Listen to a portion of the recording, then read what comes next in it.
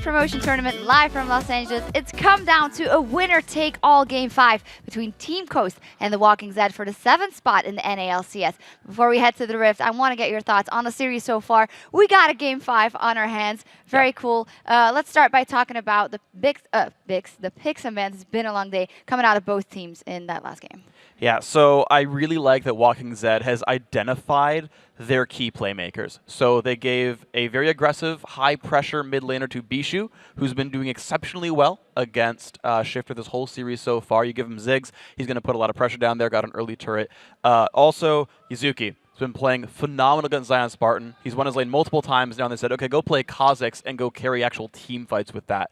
TWZ identified that very well, and that was a huge part of the success in Game 4.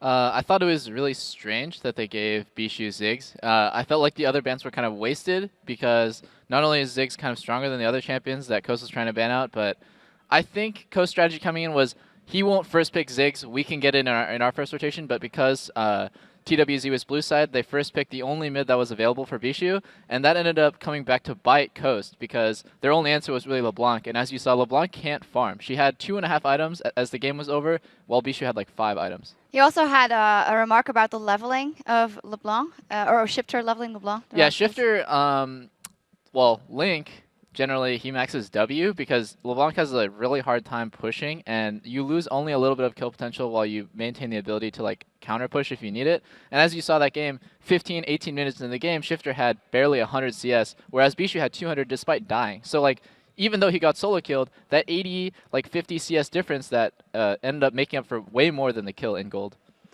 Going into the next game is going to be Team Coast first pick, and if we focus again on that mid lane, I kind of feel that the game before they found the edge maybe of Bishu's champion pool by all those mids were banned out. He had to go to Katarina, and that didn't work out. How much of a factor will that be? I think this is actually pretty important because again, that's sort of going back to TWZ identifying their key playmakers, and one of them being Bishu.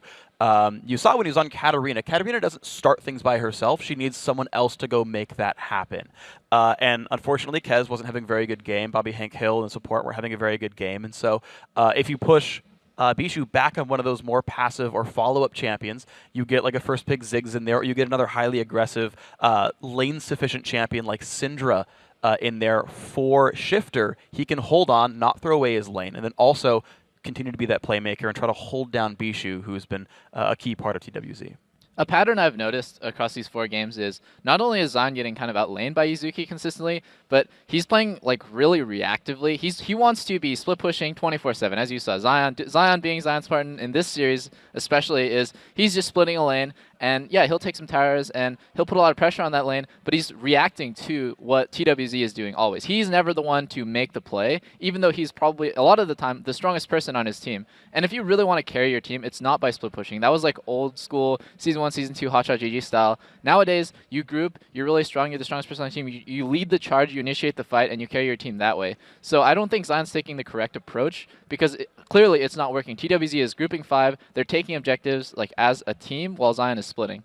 Talking about taking objectives, Baron, again, a huge factor. Baron, give it and take it away, and we got a great replay to illustrate that. Yeah, let's put this up on your screen. This is the first big Baron sort of attempt here. So I want to point out how a Baron dance is sort of supposed to be done. So normally, there's 2 main ways to do Baron. So number 1 is you go and take it, which we had seen Coast do before. They snuck it with 2 people. The other way is you actually set a trap at Baron. So 3 of the members of TWZ are doing it right. So Yuzuki and Kez are doing a pretty good job of taking down Baron. It's at half they would have won. Nidus is sitting on his own pink ward. He's waiting to counter gank. But the problem is Bobby Hank Hill and Bishu are not setting up for some kind of counter gank. They're actually sort of trying to bait in mid lane. And the problem is that this whole thing gets spotted by Coast. Daydream is going to run in and like, hey, are people doing Baron? And no one's there to punish him for checking this, which completely allows Coast to stop this Baron attempt. Let's roll the clip and walk us through what happens. So yeah, in this situation, you see Coast knows now that they're doing Baron, and they know that they can easily push them off. Kez is so low, all you have to do is get the smite dead. That is what Coast is looking for right now. Try to get that smite down so that they can't finish the Baron because Zion's getting bottom for free. If you look on the minimap right now, the inhib power just fall. Okay, they're back off Baron. They don't need to go forward anymore. After that, what happens is you see that they disengage from Baron. Perfect. You get two towers bottom and an inhib for free. They didn't get a single objective, and it's all just because TWZ's like planning around Baron was kind of poor. If they had everybody inside the Baron pit, the second that they went toward the Baron, it was a free kill, and then they go back on Baron, finish it. But what ended up happening is they were like doing 3 different things. It was like one of them was sitting trying to like pick off the Thresh, 2 of them were pushing down mid, and 2 of them were doing Baron. So it was really uncoordinated, and that was like one of the biggest points of that game, was just seeing like, oh, TWZ's decision making around Baron maybe isn't the best, but they still managed to clinch it out. Yeah, because Team Coast decision making around Baron was also not perfect. So, guys, Game 5, everything on the line for getting back in ALCS for Team Coast or for getting that spot for the Walking Zed. The momentum is in favor of the Walking Zed, I would say. Yeah, it is. I think Coast has a really good shot at this one. I would still vote Coast to win this matchup.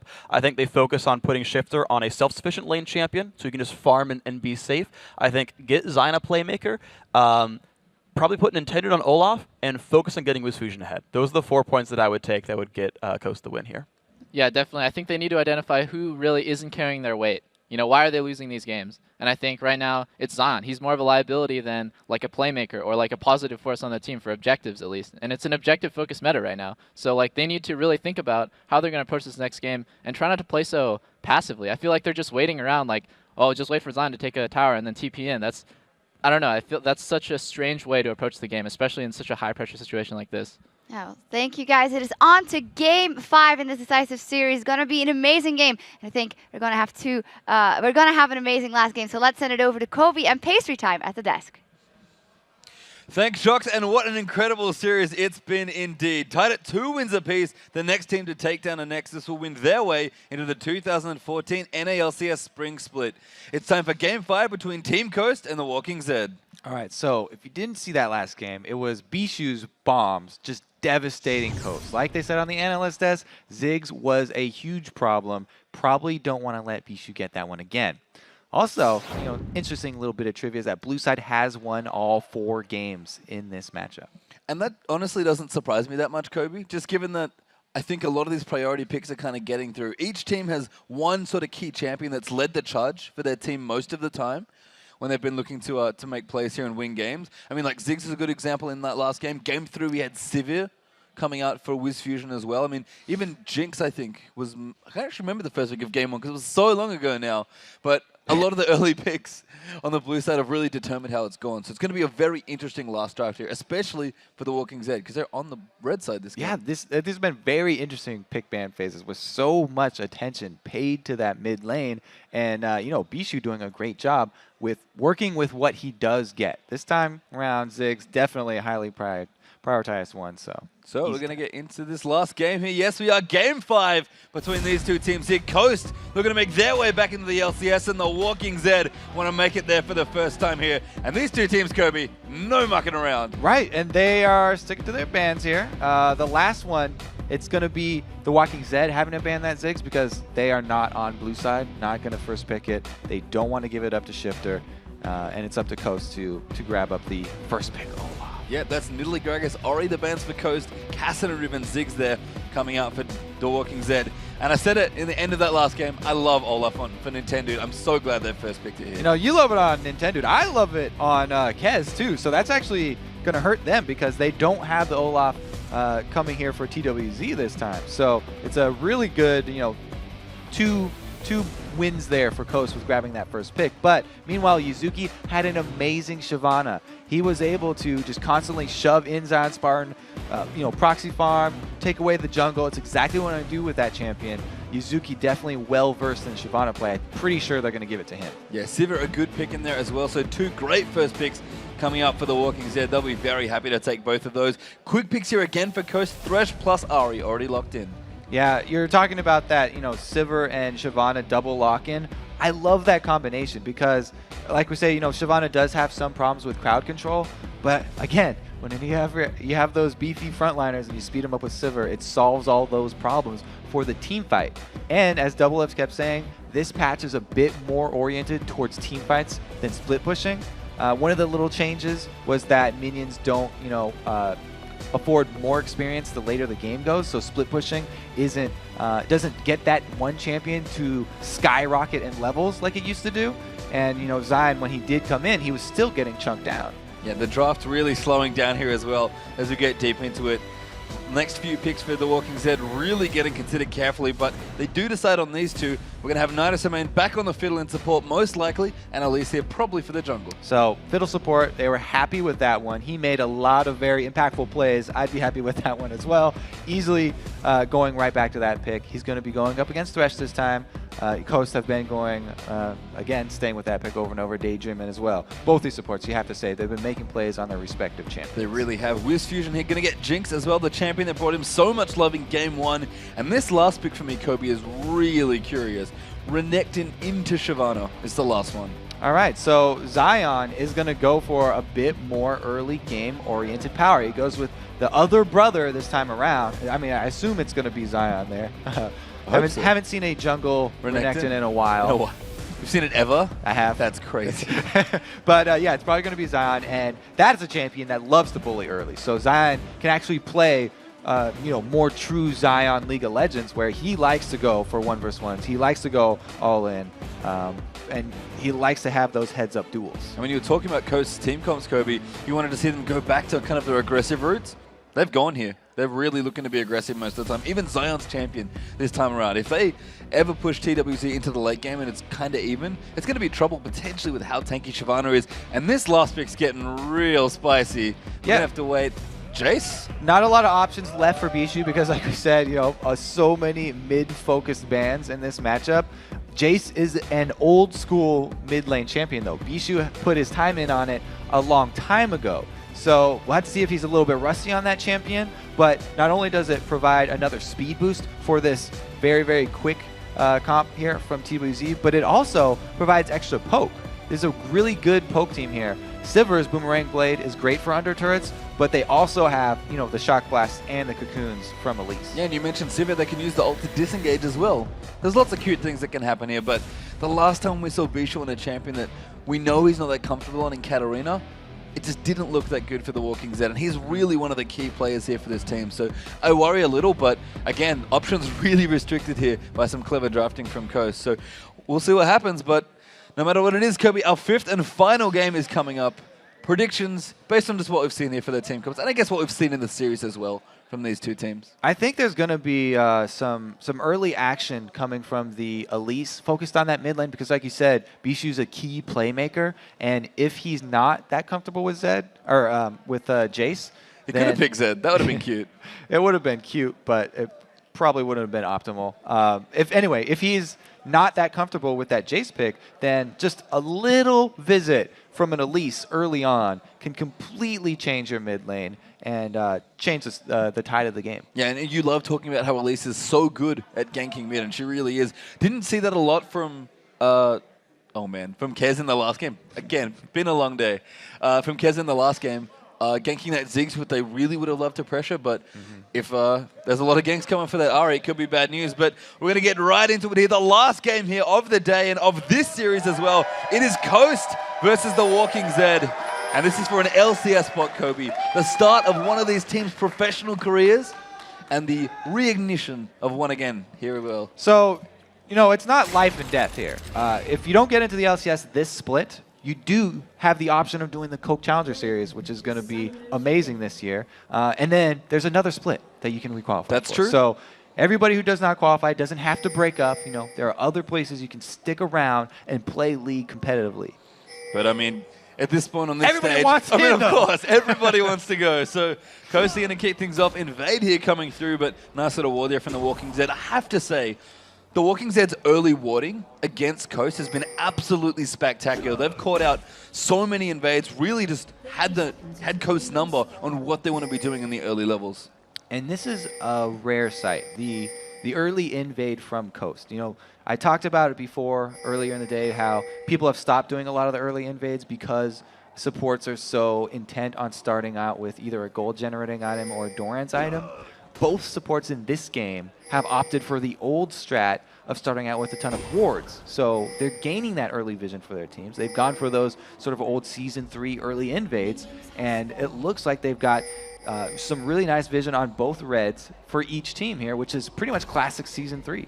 Yeah, and it's nice to see teams kind of changing it up. We've seen a lot of different things happen at level 1 between these two. Coast actually going to look for the same invade they found in the last game, which was spotted out by a ward, but they managed to get the blue last time. Maybe they'll get a little bit more out of this one with a potential kill coming out as well. And I said it already, Nintendo very comfy on this Olaf. We'll see what they can get done. They're going for it now. All right, so another invade here for Nintendo. He loves coming to try and test out his smite skills going up against Kez here. The level 1 smites, by the way, extremely low nowadays with the extra change, so it makes it even harder.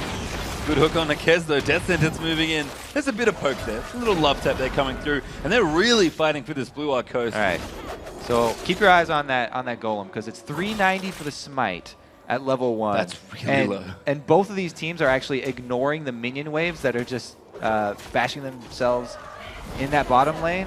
And if Nintendo actually loses this game of chicken and has to back off, it's going to hurt his jungle a lot, but it's going to help Wiz's lane a lot. So they're kind of trading a little bit of jungle presence for early bot lane win for Team Coast here. And we saw a little bit of this in one of the earlier games as well. I believe on the other side, actually, working the other way.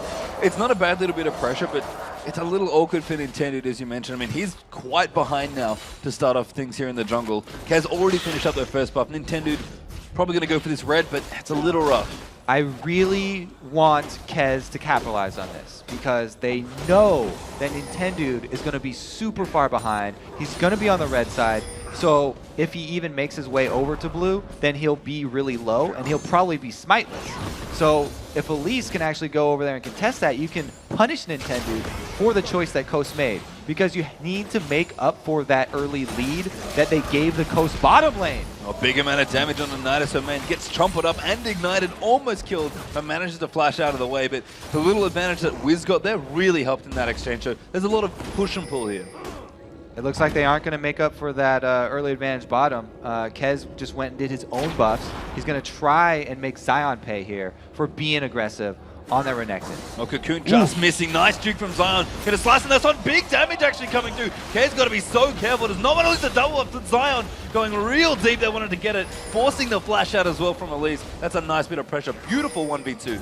Zion will not pay the Elise tax today. Decides to run off 2 people by himself. Great initiative right there. And this is one of the reasons why Zion was considered, you know, one of the best players here on Coast, because he always used to play these early aggressive champions and always used to get these early leads, and he can handle himself even drawing jungle pressure. He bought time single-handedly there for Nintendo to catch back up. Yeah, and that was nice. The Nintendo, not quite level 3, did hit it when he took out a couple of minions up the top with his undertow. But Zion, a very impressive, very calm demeanor there with that gank, happily being like, hey, double buffs, that looks tasty. And now undertow's going to move in here for Olaf. Looks like it. Yes, Bushu will get tagged, but Shifter does land the charm. Actually, maybe the follow-up. No, not quite. Just a bit of poke coming through. Just lets him know that he can land the skill shots, and you will pay for it if you stand in one spot. And we haven't quite seen Shifter really come out in any of the games, actually. I mean, the Ziggs game he had was just kind of very standard, just pushing, getting a lot of farm. Everyone else was winning, so he was like, yeah, I'm happy, I'm just farming up here. His plays look good. His LeBlanc looked quite good in the last game, but he's played Ari twice now. This is his 3rd time in this series.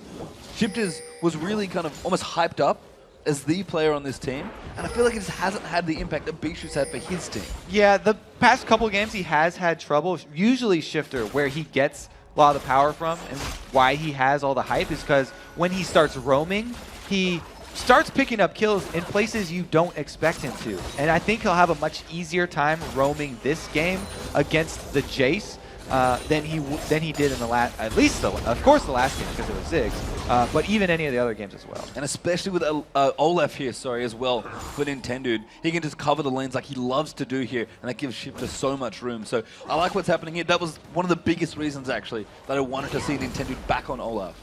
Another thing is that when Shifter goes to roam, you know, if he goes bottom, he's going to have even more mobility than an Ari usually does, because Daydreaming can lantern him in, and there's absolutely no way you can get away from a lanterned in Ari that will have 3 spirit rushes ready to go if you extend too far in that bottom lane. And Shifter, look, he's starting the roam already, looking at top maybe for a dive, but Elise is around the side, and Shifter going to go in there onto Yuzuki. That could be bad news. There it goes for the first blood, and Shifter, beautiful play. All right, so he didn't roam bottom, but he went top, where Zion is just dominating his lane. So really, Shifter had the pick right there. He could go either lane because both of the lanes are winning.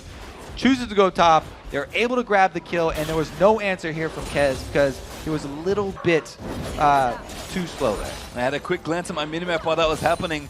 Sure enough, Olaf was in the mid there hanging out, taxing the lane, and that's exactly what Coast have become known for. I mean, Shifter, I said it just before, he needed to get it going. That was exactly the start he wants. This is the same gank that happened last time! It is. Nidus are in trouble. No flash anymore either, and there's the Chompers, but they don't need it. Nidus going to go down for another kill, and Wiz Fusion off to a great start as well. I'm having deja vu here. The lantern in from that side river bush, bringing Nintendo over for a successful gank on Nidus. And this is aggressive from Coast. They're trying to take Dragon at 7.5 minutes here.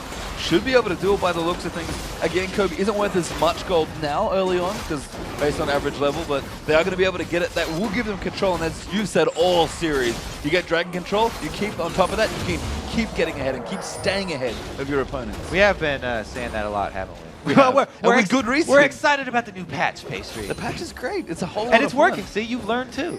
Thank you, Kobe. Kobe's just such a good teacher, guys. Hope you guys are learning as well.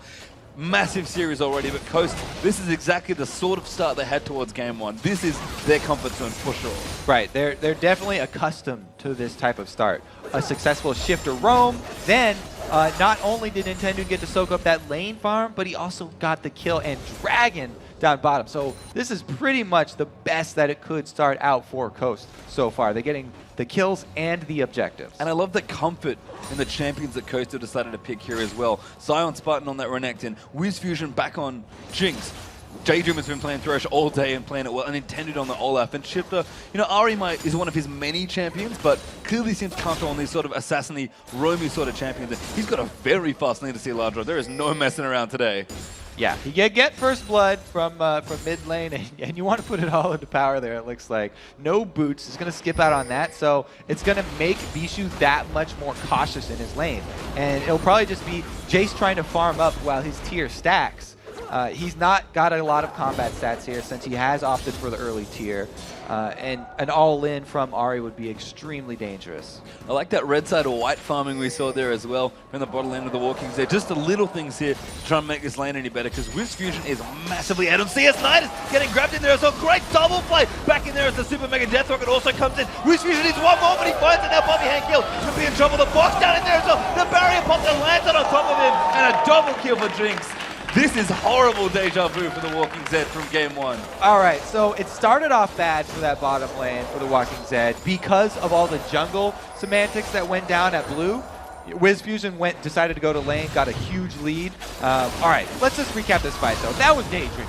Beautiful death sentence into the Flay on 2, and Wiz is able to flash and catch up.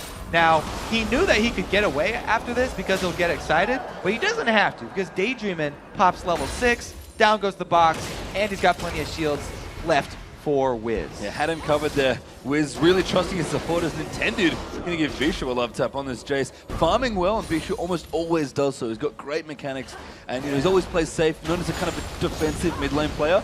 But Shifter just has free roam at this point. No boots, roaming about, has Spartan up the top now onto Yuzuki, but a nice ultimate out. Yeah, so Zion definitely making use of the Renekton pick.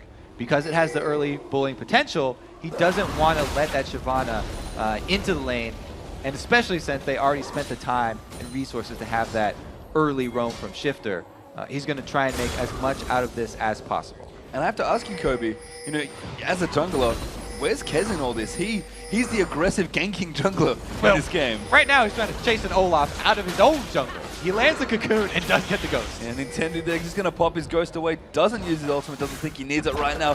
Cute little repel out there, but Wiz Fusion and Daydream continuing to bully down the bottom as well.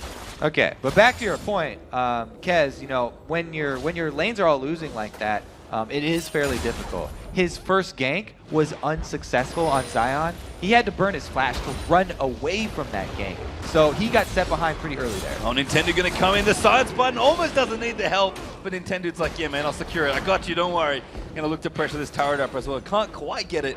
And Kez here just I mean, as you said, it feels probably pretty helpless. Oh, look who's back. All right, so Shifter decides to roam as well. It's going to be another range champion here, so they can deal extra damage to the turret. Bishu decides to match the roam, but it's very dangerous. Even with these two, I don't think they can grab a kill. Oh, and that was a very close charm coming through as well. It's actually 2v2 there, so Coast wisely back off despite the run from Shifter, but I like the aggression there. They're clearly trying to keep this lead going here, and they've got a pretty big one in terms of lead at this point, quite early on in this game. And I like that neither team hesitating to rotate here. Immediately, you know, both mid laners making their way up top. Pretty much it's just been the bottom lane that's been left by themselves, and that is just going to continue to snowball in Coast's favor because, like we talked about, you know, the early start that they had, that was great, but they also got that gank from Nintendo because of the pink ward start there that Daydream invested in. Now Nintendo back to his true home, the mid lane. Going to be farming as much as he can here. And really, look, the CS pretty even with Elise actually. Has been pretty heavily farming. Kez kind of resigned to doing that. As you said, it's kind of hard to catch up every lane if they're all losing. So realizing he should just farm up and see what he can do when some skirmishes break out. I mean, Shifter's just going to be going everywhere he wants at this point. And look how aggressive Coast are being through the enemy jungle now. Because their bottom lane is winning so hard. Oh, what a hook! Beautiful Latin right in as well. Bobby Hankill forced to pop the opposite box. On top in there as well with the flash, but Kez actually locked up Nintendo. Daydreaming low Whiz Fusion though, able to pick up yet another kill. Because their bottom lane is winning so hard, it's very easy to extend that zone of control into the jungle, and they buy 2 pink wards and spend them so that they have full vision control, enabling that hook and the invades from Nintendo. Onto the blue area as well. The blue actually does respawn, so good timing there for Coast knowing what's happening there. And Coast would be pretty happy to have this fight. The blue getting low, Smite comes out. I don't quite know who picked it up. Looks like someone from Coast. It was Nintendo. Even though he didn't smite it though. I know he didn't. Kez got the smite, but Nintendo. They've had a lot of smite wars these two That's junglers, interestingly enough. Now mid turret could be in trouble. Zion actually tanking the turret aggro here. He should be okay for now. Everyone else going to rotate through. Oh, Kez caught out now as well. That's bad news. The Shifter almost going to be able to get him. Kills him with Ignite while he's in the air. Just such a ridiculously fast start from Coast has kind of gotten out of control at this point. They took the lead, and they extended that lead all the way into TWZ territory. Now, they're just dying inside their own jungle. They're having to watch out from death sentences coming from behind their own walls. There really is no safe place here for TWZ. Dragon going to come in here again. Yazuki does manage to get the tower up here towards the top, but Zion's like, hey buddy, how you doing? Tiamat pop, and Dragon is going to go over to Coast. There's Whiz Fusion picks it up again, and this gold lead is getting out of hand. It's getting out of hand, and it really shows that Coast are the more experienced team here. When it really comes down to it, Game 5, the pressure is on. They play better than ever. They return to their old comfort champions here so that they can rely on their instincts, and they do not hesitate. They're making the first moves, and TWZ is having a really tough time trying to catch up. And we've talked about Shifter in this series. He's gotten DFG a lot. In fact, I think almost every game but the Ziggs game, he's gotten a DFG first on either Ari or LeBlanc, which he played in the last game. I kind of criticized the impact it had. I don't think that's going to be a problem this time. It's kind of essential for his playstyle. You know, you love the roaming and you love picking people off, then you want that item because it's tailored for killing a single target. It's exactly what Shifter needs. You know, even though his CS really suffers from that playstyle this game, he's doing just fine as far as gold is concerned because he has been successful with the roams. And it's not like his team has lost that money. Like you always are fond of pointing out, Nintendo loves going to eat that stuff up. He's collecting it, man. He's like, it's okay. You don't want it? I'll take it from you. Happily have your farm here. As Coast aggressively trying to push through the center of the map now as now Whiz Fusion all alone at 4-0-0. Bloodthirster plus Azil already done. I mean, Bloodthirst is here for Bobby Hankill, but look at the CS difference between the ADs. Yeah, the CS difference is ginormous. We've gone over all the steps that led to this point. It was just definitely all downhill pretty much from the level 1 there for that combo of Bobby and Nidus, and not a lot that they could do to get it back in their favor by themselves. They really needed help from somewhere else. But everyone else had their hands full as well. I love daydreaming here off to the side as all he does go for the hook. Kez there. Oh, nice repel out from the zap, and Bobby Hankill pops the ult in there as well, maybe looking to counter-initiate, but doesn't quite go in. Yuzuki up towards the top, just trying to push in. He's trying, Kobe, but it's a long push for that tier 2 turret. Oh, Bishu. Shifter now going to go in again. Does get DFG's Spear Rush in there again, and that's easy cleaning for Ari. That's why, you know, he gets that DFG. Loves the duels and finally finds Bishu. Bishu's been struggling. He's been doing his best to stay up there in CS and control his mid lane. But now Coast are bringing 5 men right down the center. Yeah, and it's 4 towers to 1 right now for Coast. Well, Yuzuki.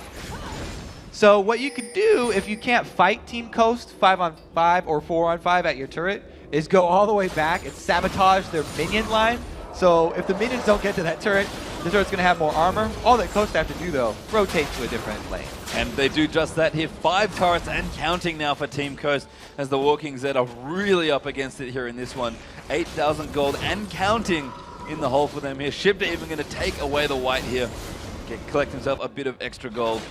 DFG done. I mean, there's probably going to be quite a few items picked up here. Wards are plenty for Olaf there. He picks up an Aegis as well, I believe.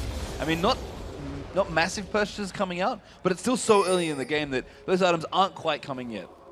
Yeah, Nintendo definitely going with that team play defensive item there. It's not even that they have a whole bunch of magic, you know, to worry about. There's no fed magic damage dealer on TWZ. They just have, you know, a lot of it, a lot of, you know, random sources that are going to be coming around. So, you know, a nice little team focus buy right there. Not really too telling. And I like what Nintendo did with his pink ward that he bought. Just plonks it straight into the Baron pit, being like, you know what? We could maybe do this now.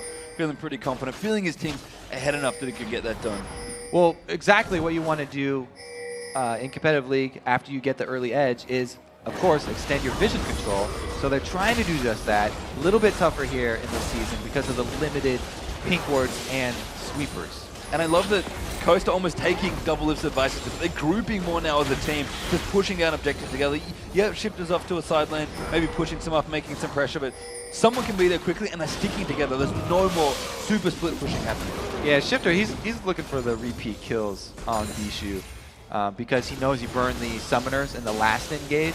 So now if he does catch Jace in a charm, then it'll be a sit and duck. The other nice thing as well is that Coast are so far ahead early on in this game that it doesn't actually matter too much if they actually would start a 4v5, because they can probably buy enough time for one of them to run back over to the other lane and still clean up after. I mean, Shifter would janitor it very hard if a team fight started right now. Yeah, I mean, they do have a lot of peel with the box with Thresh, but you always have to respect the on the hunt from Sivir.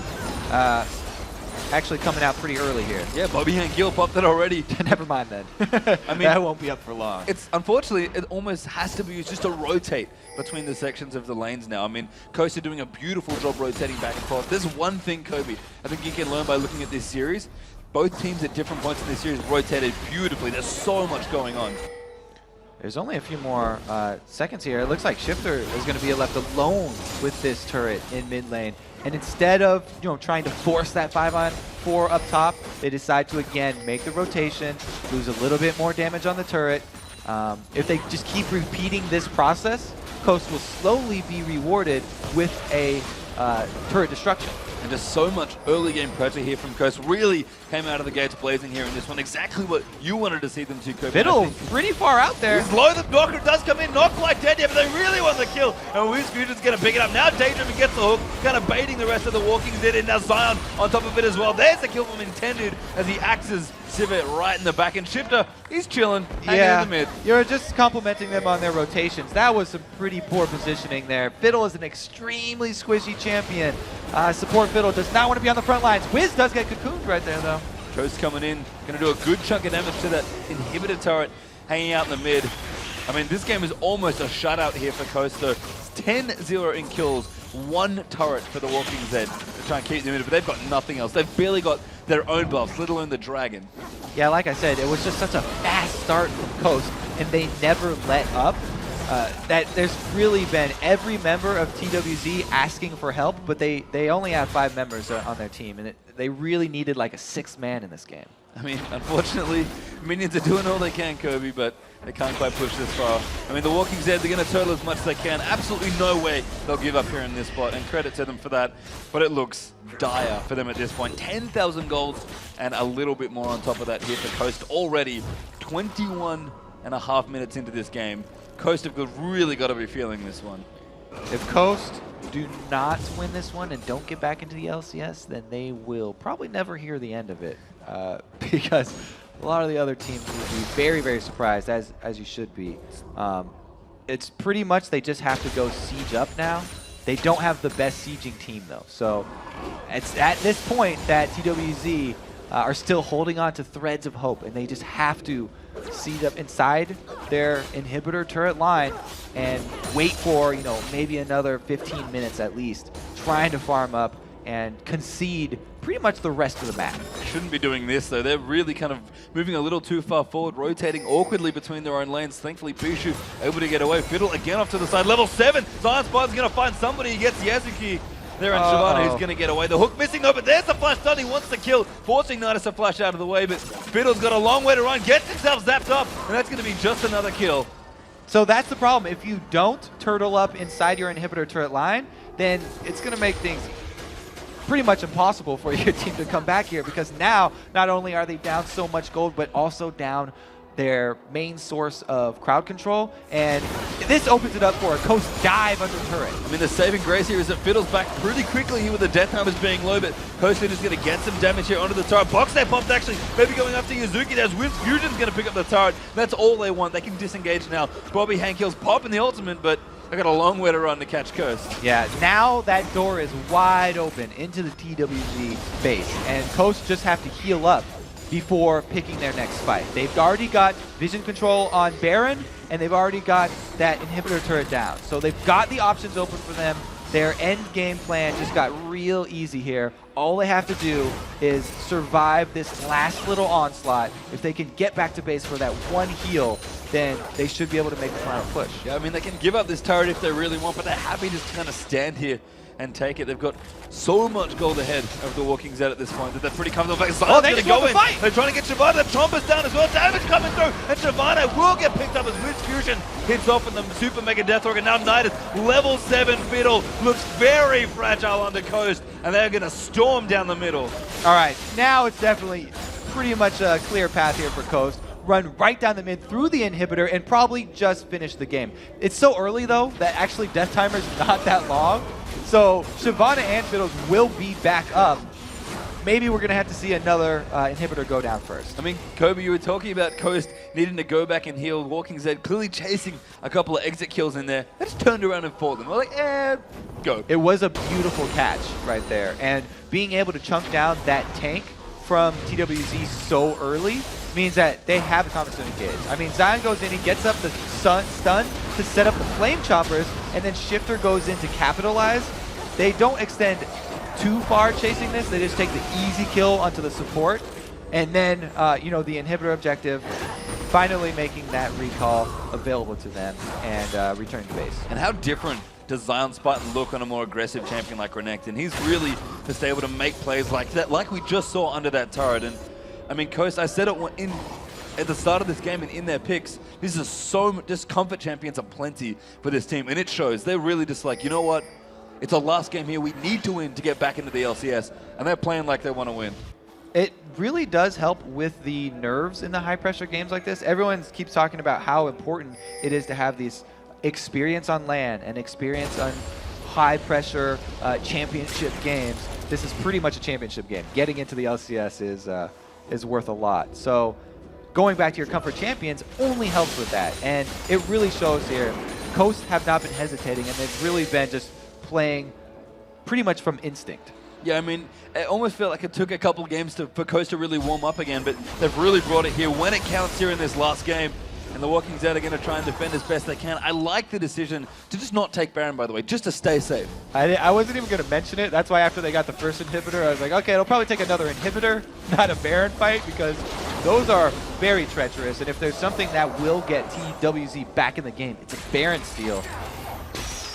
Hook onto Bishu. Yeah, Bishu's getting grabbed up, forced to flash there. Bobby Hankiel popping his ult there as well on Sivir. The Flame Pump is going to cover the retreat, and Coast are happy to get a couple of cooldowns there. Yeah, I mean, they get out again. The On the Hunt Sivir already popped that. That's huge for Coast.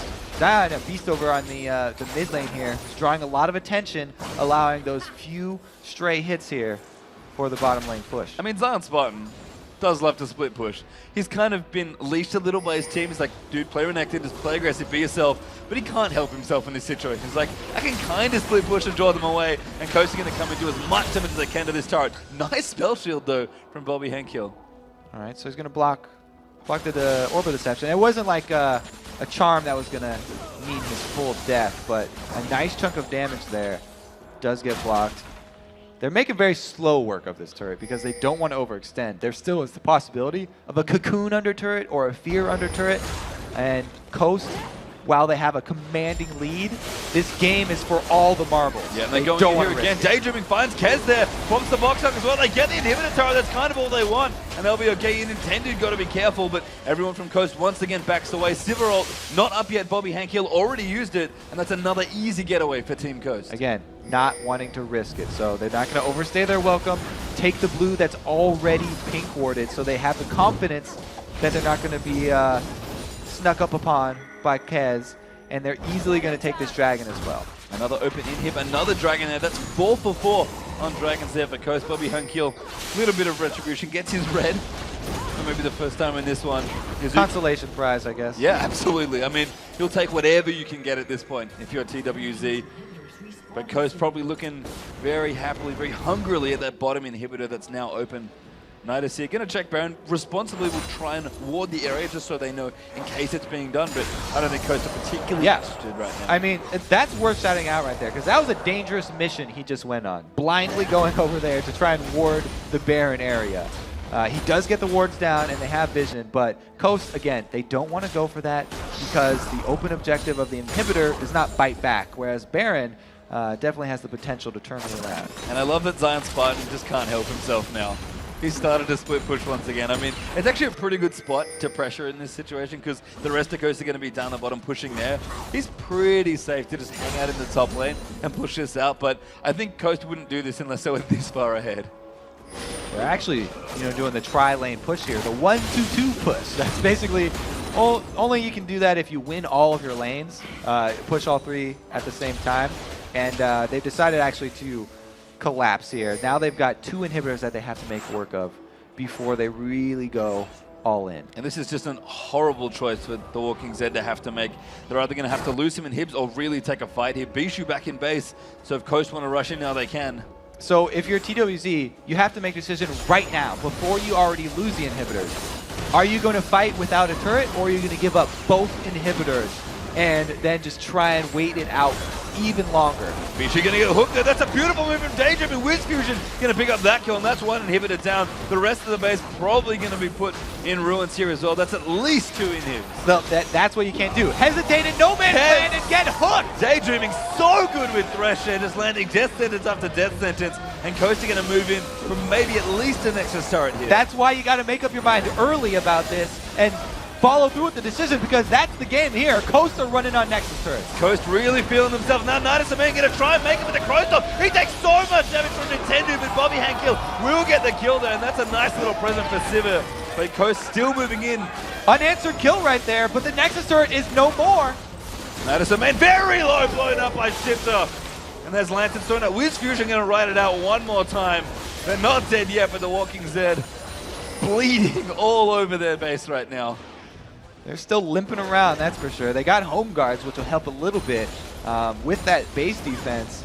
And it's probably just the home guards, really, that's scaring off Coast here. Everybody's a little bit low, and they don't want to chance it. They got almost everything they wanted there.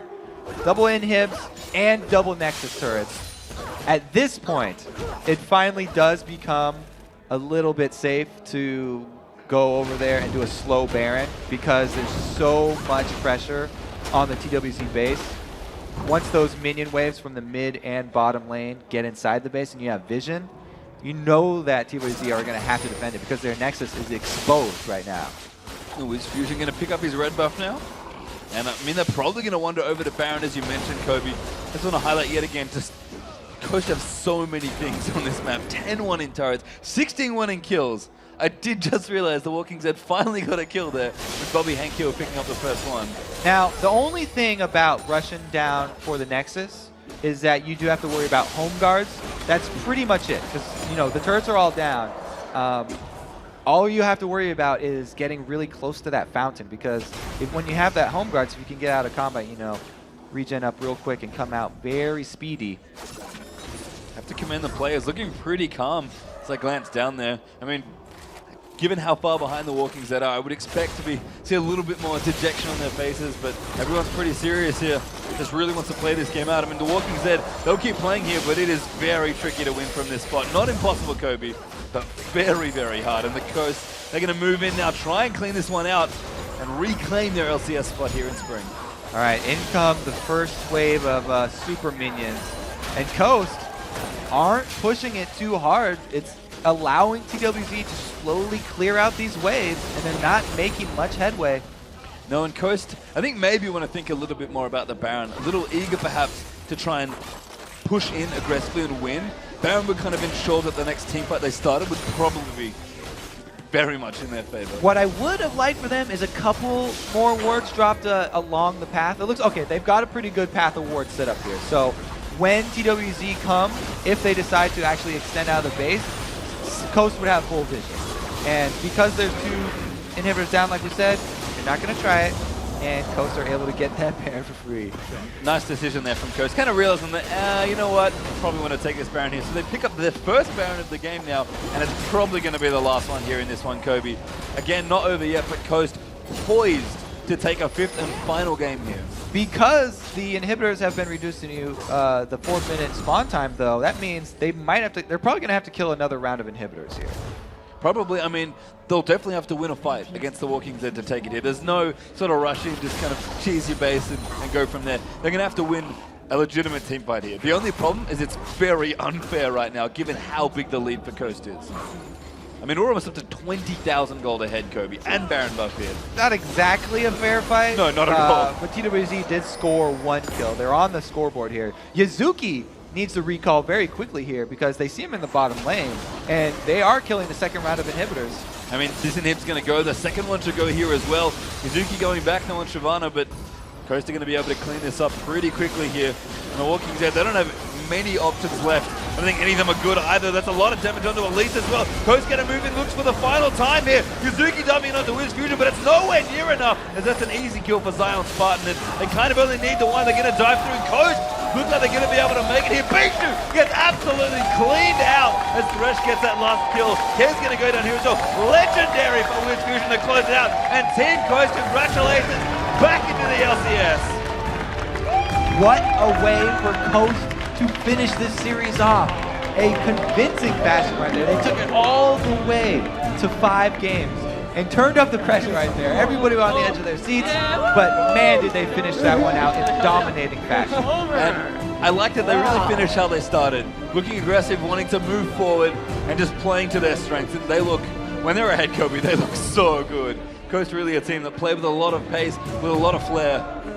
And those guys right there, TWZ, have to be proud of themselves. Absolutely. I mean, Coast were looking so good. They just dominated the Challenger Series. And TWZ came in here, took it all the way to the end game. Very, very well played from them. I mean, I couldn't agree more here, Kobe. The Walking Dead were kind of the quiet team that snuck in that, you know, a lot of people thought maybe we're going to be good. Bishu said, no, we're actually really good. I'm surprised they picked us. And I think Coast, if they can do it again, looking back on this weekend maybe, they may actually pick a different team here. That was a long-fought best-of-5 series here, but at the end of the day, we can only have one come through here, and that's going to be yet another team joining the LCS. We've got one left to decide, Kobe. That is tomorrow, though, but let's break down an epic 5-game series. We actually had to sub you in for Jet, because that's how long it was going. Even the casters could not last through that epic series. But yeah, hopefully Jat will be back tomorrow and we can continue on with our final matchup. So the promotion game tomorrow is going to be Coast. Or not Coast, that was today. It's Curse. It is It's going to be Curse. It's close. Chose Cog. And that we'll get to see, you know, the who's their new top laner? Wow, it doesn't even work anymore. Quas. Curse with Quas in action.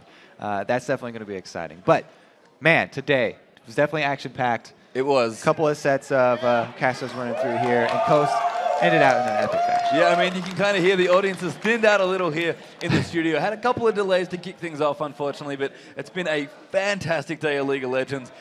Kind of fitting, I guess, that the series that started with a bunch of technical difficulties had to go to full 5 games. They were action-packed games.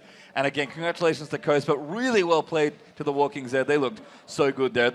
Hopefully we'll see them again coming up in the Coke Challenger League because they look like a strong challenger team. Yeah, and I think a lot of the North American teams who've been watching these series have learned a lot about this patch and how you want to play it because we saw a couple of different strategies being played out, and the split pushing not quite as effective as it used to be. We saw all of the changes for this patch in effect in this match. Eventually, they returned to what worked for them in the beginning, the strong lane phase and the snowballing into those strong team fights.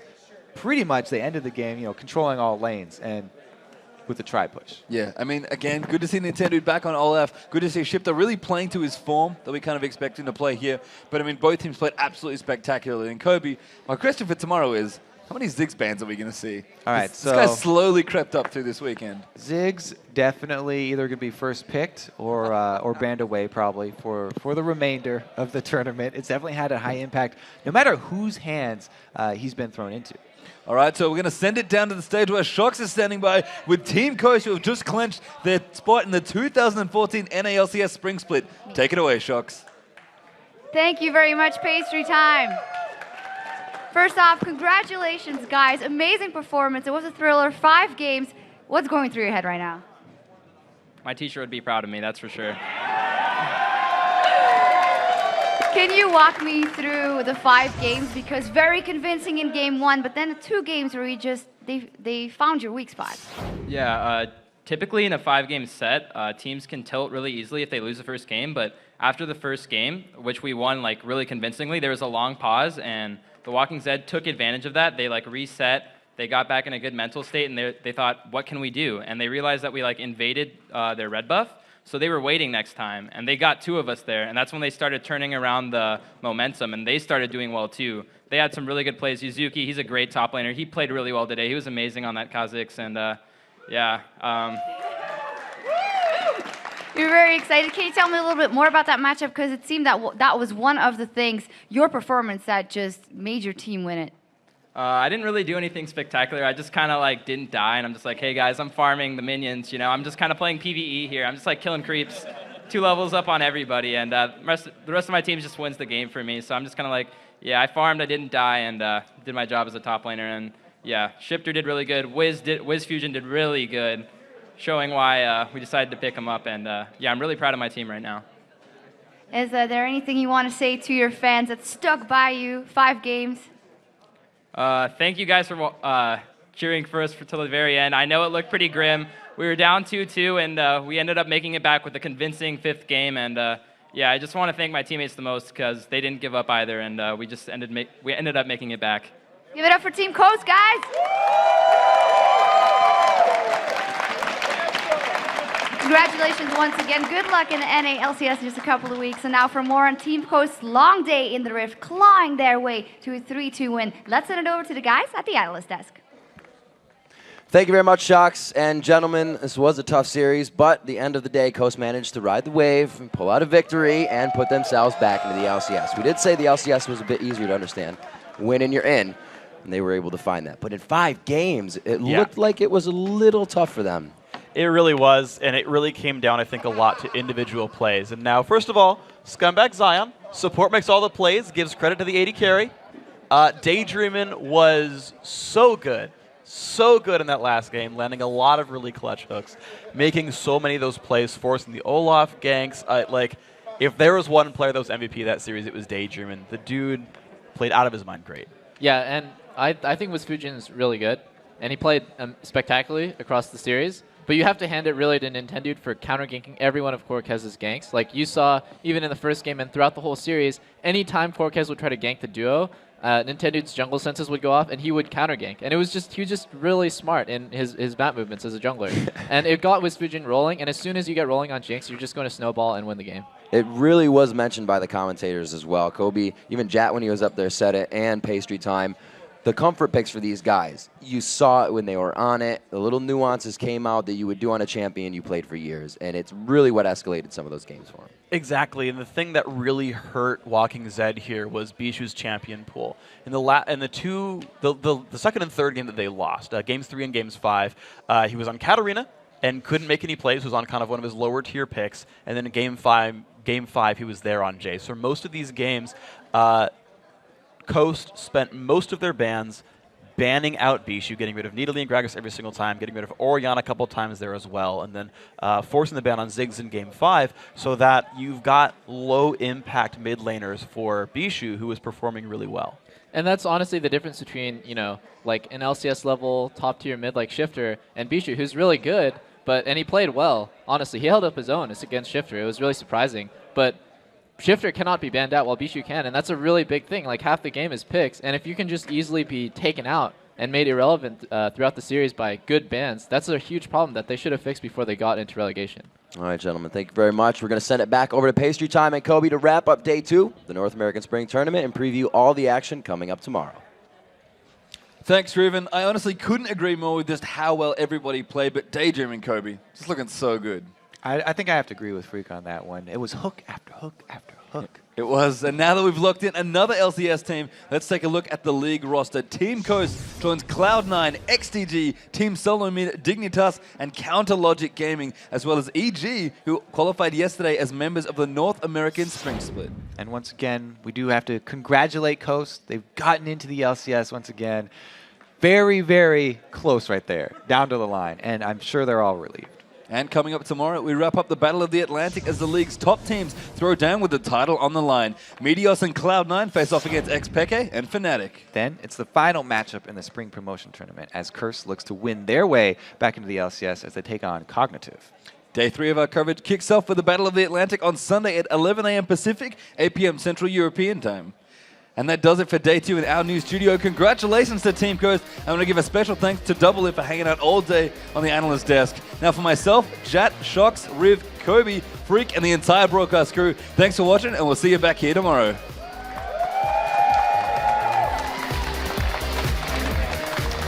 Edward getting hit up. Remember, he is a support, but he still is a bit tanky. There's the Dragon's Descent onto the fight. A Curse and a Sad Mummy locks up 3 beautifully. Alex is getting the kills that he needs. Gets a double kill. Damage to that fight with his Dragon's Descent. As you can see, Edward set him up with the Amumu ulting, and they're going to take this game 1. Very nice job there. Alex scratching his head now for different reasons. Gun. Let's go. Let's just finish it. Go on. Let's go. End the game. Go. Fuck yeah. Yeah. Woo! Nice job, dude. There we go. Let's go. Oh, yeah. That's what I'm talking about. Yeah. Good stuff. He just doesn't care. He is the tankiest man in the world. This is going to be game 3, it looks like, here for Coast. Oh my goodness. Still can't get over how epic the Nasus damage is. And looks like Coast are going to take this to game 4. Got it! Yeah, Got it! Kill everyone! Lock it! Go! Let's get him! Get him! Jinx! There you go! Oh, tower! Tower! Just end the game! There we go! One more. Has it. That's game. Let's go. Nice. Okay, let's Hit the Nexus. I'm hitting Bobby. Holy shit. Yeah! Holy shit! There we go! Yeah!